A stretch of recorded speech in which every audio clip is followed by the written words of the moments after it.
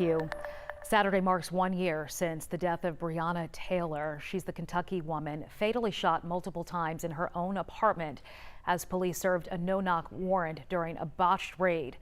2 months later, the national protest and unrest demanding racial justice and systemic police reform began, bringing more attention to Breonna's story in the city of Louisville. And now, nearly a year later, none of the 3 officers involved have been directly charged in Breonna's death. A grand jury indicting 1 officer on a charge of wanton endangerment for firing shots that went into a neighbor's wall. NBC's Blaine Alexander spoke with Breonna Taylor's mom ahead of the anniversary of her death. She joins us live with more on how she's coping.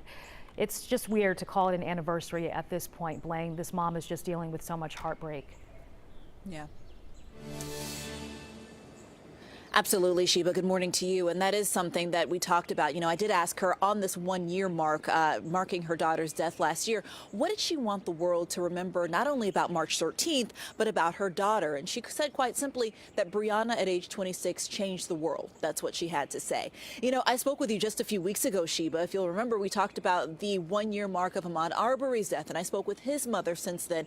This was a very different tone. This interview was a very different tone because the 2 cases are in very different places. You know, when I spoke with Tamika Palmer, I could see and I could feel the weight that was still hanging on her because, as you mentioned, the 3 officers who were involved have not faced charges for her daughter's death. Now, since that year, we've seen her life kind of become this unfortunate and very tragic blur of different legal petitions and different lawsuits and trying different ways. She petitioned for a special prosecutor in the case. That was denied. She's written an open letter to President Joe Biden to ask him to intervene in some sort of a way. Here's a little bit of our conversation. Take a look.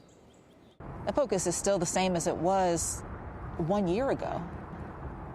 Really? Yeah, absolutely, because nobody's been held accountable, and that's the problem, though. So, and until that happens, I guess I'll just continue to fight.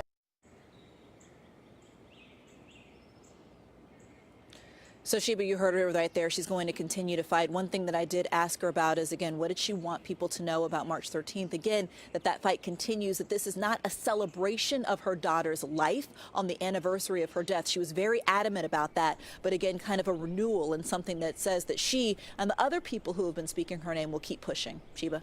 Both moms, Ahmaud Arbery and Breonna Taylor's mom, both of them saying that they're not giving up the fight. We appreciate you speaking to both women as we mark Breonna Taylor's the 1 year since she was killed in her own home. Blaine Alexander, thank you.